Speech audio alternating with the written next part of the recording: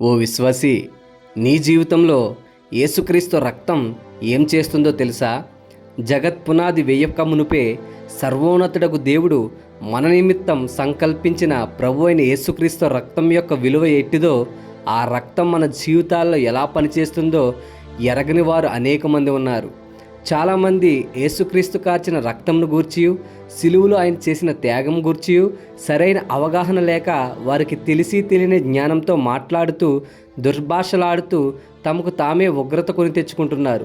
వాస్తవానికి నేడు క్రైస్తవులుగా పిలువబడుతున్న అనేక మందికి ఈ విషయాలపై అవగాహన లేకపోవడం చాలా ఆశ్చర్యానికి గురి చేస్తుంది.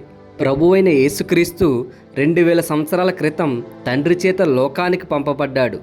యోహాను 6వ అధ్యాయం 46వ వచనంలో చూసినట్లయితే, దేవుని యొద్ద నుండి వచ్చినవాడు తప్ప మరి ఎవడునూ తండ్రిని చూడలేదు.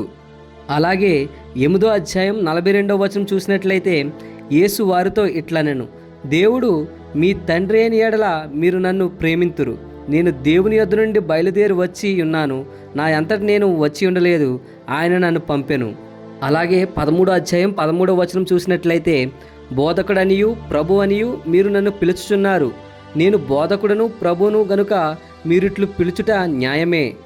అలాగే 16వ అధ్యాయం 27, 28 వచనాలు చూసినట్లయితే, మీరు నన్ను ప్రేమించి నేను దేవుని యొద్ద నుండి బయలుదేరి వచ్చి తినని నమ్మితిరి గనుక తండ్రి తానే మిమ్మును ప్రేమించుచున్నాడు.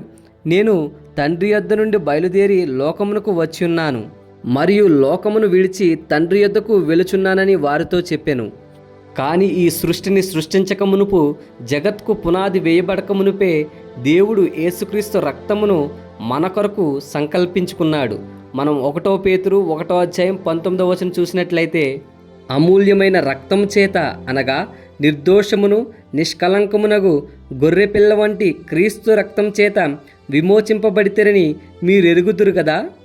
అలాగే అపోస్తుల కార్యములు 2వ అధ్యాయం 23వ వచనం చూసినట్లయితే, దేవుడు నిశ్చయించిన సంకల్పమును ఆయన భవిష్యత్ జ్ఞానమును అనుసరించి అప్పగింపబడిన ఈయనను మీరు దుష్టుల చేత సిలువ వేయించి చంపించితిరి.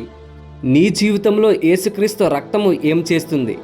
యేసుక్రీస్తు రక్తము మనలను నీతిమంతులుగా తీర్చుతుంది, దేవుని ఉగ్రత నుండి తప్పిస్తుంది, ప్రతి పాపము నుండి మనల్ని పవిత్రులుగాను చేస్తుంది, నిర్జీవ క్రియలను విడిచి జీవంగల దేవునిని సేవించుటకు మన మనస్సాక్షిని శుద్ధి చేస్తుంది, పరిశుద్ధ స్థలంలోనికి క్రీస్తు సంఘంలోనికి ప్రవేశింపచేస్తుంది, ఒక రాజ్యముగాను యాజకులుగాను చేస్తుంది, సంఘమును కట్టింది, రాజ్యమును సంపాదించింది, ప్రజలందరిలో దేవుని కొరకు మనలను కొన్నది, మనలను విమోచిస్తుంది, అనగా మన అపరాధములకు క్షమాపణ, నూతన క్రొత్త నిబంధనను ఇచ్చింది.